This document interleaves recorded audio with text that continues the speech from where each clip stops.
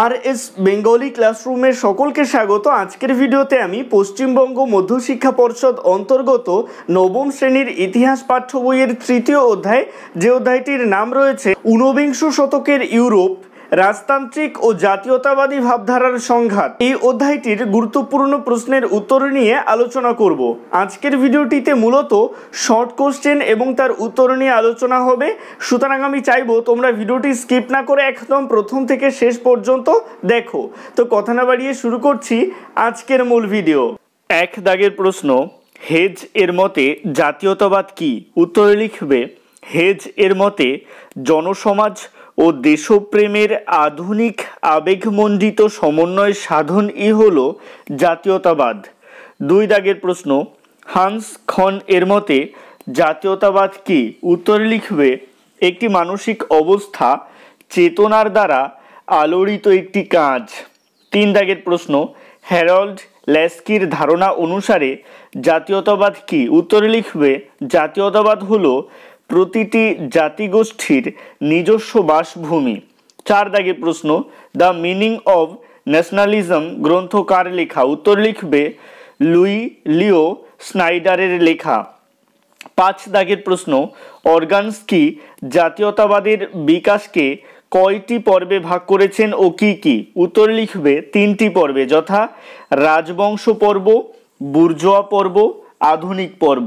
ছয় দাগের প্রশ্ন, ল্যাটিন ভাষায় নেশন শব্দের অর্থ কি? উত্তর লিখবে, গোষ্ঠী বা জাতি।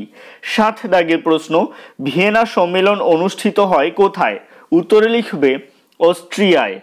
আট দাগের প্রশ্ন, অস্ট্রিয়ার রাজধানীর নাম কি? উত্তরে লিখবে, ভিয়েনা। নয় দাগের প্রশ্ন, ভিয়েনা সম্মেলনের সভাপতি ছিলেন কে? উত্তরে লিখবে, অস্ট্রিয়ার চ্যান্সেলর মেটারনিখ। দশ দাগের প্রশ্ন, ভিয়েনা সম্মেলনে কোন চার রাষ্ট্রশক্তি ক্ষমতাচক্র গঠন করে? উত্তরে লিখবে, অস্ট্রিয়া, রাশিয়া, প্রাশিয়া ও ইংল্যান্ড। এদের একসাথে বিগ ফোর বলে। 11 দাগের প্রশ্ন, ভিয়েনা সম্মেলনের নেতৃবর্গের প্রকৃত উদ্দেশ্য কি ছিল? উত্তরে লিখবে, ইউরোপের পুরাতনতন্ত্রের পুনঃপ্রতিষ্ঠা। 12 দাগের প্রশ্ন, ভিয়েনা সম্মেলন অনুষ্ঠিত হয় কবে? উত্তরে লিখবে, 1815 খ্রিস্টাব্দে। 13 দাগের প্রশ্ন, অস্ট্রিয়ার প্রধানমন্ত্রী কে ছিলেন? উত্তরে লিখবে, মেটারনিখ। 14 দাগের প্রশ্ন, কূটনীতির রাজপুত্র কাকে বলে? উত্তর লিখবে, মেটারনিখকে। 15 দাগের প্রশ্ন, মেটারনিখ পদ্ধতি কাকে বলে? উত্তরে লিখবে, ইউরোপ থেকে ফরাসি বিপ্লব প্রসূত স্বাধীনতা, সাম্য ও মৈত্রীর আদর্শকে দূর করার জন্য মেটারনিখ যে পরিকল্পনা নেন তা মেটারনিখ পদ্ধতি নামে পরিচিত। 16 দাগের প্রশ্ন, কবে কোথায় মেটারনিখের জন্ম হয়? উত্তরে লিখবে, 1773 খ্রিস্টাব্দে কবলেঞ্জ এর সম্ভ্রান্ত পরিবারে। 17 দাগের প্রশ্ন, কে কত খ্রিস্টাব্দে কার্লসবার্ট ডিগ্রি জারি করেন? উত্তরে লিখবে, মেটারনিখ 1819 খ্রিস্টাব্দে।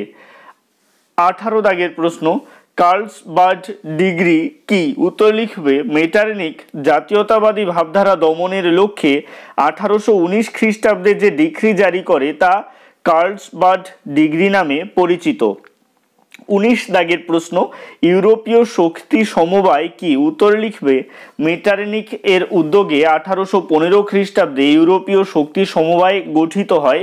এই শক্তি সমবায়টি ইউরোপে প্রাক বিপ্লব অবস্থা বজায় রাখার উদ্যোগ নেয়। এছাড়াও এই সমবায় ইউরোপের বিভিন্ন দেশে গড়ে ওঠা জাতীয়তাবাদী আন্দোলনগুলিকে দমন করার জন্য এগিয়ে আসে। 20 দাগের প্রশ্ন, চতুর্শক্তি চুক্তি কাকে বলে? উত্তর লিখবে, মেটারনিখ প্রাশিয়া, রাশিয়া ও ব্রিটেনের সঙ্গে নিজের দেশ অস্ট্রিয়ার জোট গঠনের জন্য যে চুক্তি স্বাক্ষর করেন তা চতুর্শক্তি চুক্তি নামে পরিচিত। এই চুক্তিতে স্থির হয় ইউরোপের শান্তি বজায় রাখার জন্য এই চারটি দেশের প্রতিনিধিরা মাঝে মধ্যে বৈঠকে মিলিত হবে। 21 দাগের প্রশ্ন, ইউরোপীয় শক্তির সমবায়ের উদ্যোগে কত খ্রিস্টাব্দে ট্রম্প বৈঠক আয়োজিত হয়? উত্তরে লিখবে 1820 খ্রিস্টাব্দে। মনে রাখবে এই বৈঠকে গৃহীত এক ঘোষণাপত্রের মাধ্যমে বলা হয় প্রজাদের সরকার পরিবর্তনের কোনো অধিকার নেই। কোনো দেশে বিপ্লব ঘটলে ইউরোপীয় শক্তি সমবায় কঠোর হাতে সেই বিপ্লবকে দমন করবে। 22 দাগের প্রশ্ন, কত খ্রিস্টাব্দে ফ্রান্সে ফেব্রুয়ারি বিপ্লব শুরু হয়? উত্তরে লিখবে 1848 খ্রিস্টাব্দে। 23 দাগের প্রশ্ন, কোন বিপ্লবের মধ্য দিয়ে স্বৈরাচারী বুর্ব রাজবংশের পতন ঘটে? উত্তরে লিখবে 1830 খ্রিস্টাব্দে জুলাই বিপ্লবের মধ্য দিয়ে। 24 দাগের প্রশ্ন, জুলাই রাজতন্ত্র কাকে বলে? উত্তরে লিখবে বুর্ব রাজবংশের পতনের পর ফরাসি পার্লামেন্টের সিদ্ধান্ত মেনে অর্লিয়েন্স রাজবংশের লুই ফিলিপ ফ্রান্সের সিংহাসনে বসেন। জুলাই বিপ্লবের ফলে প্রতিষ্ঠিত এই রাজবংশ জুলাই রাজতন্ত্র নামে পরিচিতি পায়। 25 দাগের প্রশ্ন, সংবাদ কৌমুদী পত্রিকার সম্পাদক কে? উত্তরে লিখবে রামমোহন রায়। 26 দাগের প্রশ্ন, রাজতন্ত্রের স্থবিরত্বে ফ্রান্স ক্লান্ত ও বিরক্ত হয়ে পড়েছিল, এই উক্তিটি কার? উত্তরে লিখবে লা মার্টিন এর। 27 দাগের প্রশ্ন, চার্টিস্ট আন্দোলন কোথায় শুরু হয়? উত্তরে লিখবে ইংল্যান্ডে। 28 দাগের প্রশ্ন, মেটারনিকের ভাষায় ইটালি ছিল ড্যাশ? উত্তরে লিখবে একটি ভৌগোলিক সংজ্ঞা মাত্র। 29 দাগের প্রশ্ন, টিকা লেখো। রিসোর্জিমেন্টো। উত্তরে লিখবে ফরাসি বিপ্লবের ভাবধারায় উদ্বুদ্ধ হয়ে ইটালিবাসীর ভাবজগতে প্রবল আলোড়নের সৃষ্টি হয়। কবি, সাহিত্যিক, বুদ্ধিজীবী প্রমুখের নেতৃত্বে একটি ঐক্য আন্দোলন গড়ে ওঠে যা ইতিহাসে রিসর্জিমেন্টো বা পুনর্জাগরণ নামে পরিচিত। ঐতিহাসিক কান্টু, ত্রোয়া, কেপ্পানি জাতীয়তাবাদী ভাবধারার প্রচার করেন। কবি, সাহিত্যিক ও নাট্যকার লিওপার্ডি, সিলভিও ম্যাঞ্জোনি, গিস্তি প্রমুখ দেশবাসীকে জাতীয়তাবাদী চিন্তা ও চেতনায় উদ্বুদ্ধ করে তোলেন। 30 দাগের প্রশ্ন, civil and moral privacy of the Italians কার লেখা? উত্তরে লিখবে জিওবার্টির। 31 দাগের প্রশ্ন, রিসেন্ট ইভেন্ট ইন রোমাগনা কার লেখা? উত্তর লিখবে অ্যাজেগলিও এর। 32 দাগের প্রশ্ন, protest of the peoples of the two Sicilies কার লেখা? উত্তরে লিখবে সেত্তেম্ব্রিনির লেখা। 33 দাগের প্রশ্ন, রিসর্জিমেন্টো পত্রিকা কার লেখা? উত্তর লিখবে কাভুর।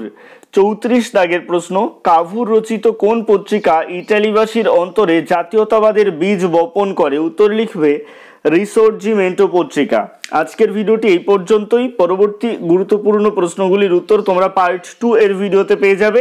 আজকের ভিডিওটি কেমন লাগলো অবশ্যই কমেন্টের মাধ্যমে জানিও। ভালো লাগলে লাইক করো এবং একই ক্লাসের বন্ধুদের সাথে ভিডিওটি শেয়ার করতে ভুলো না।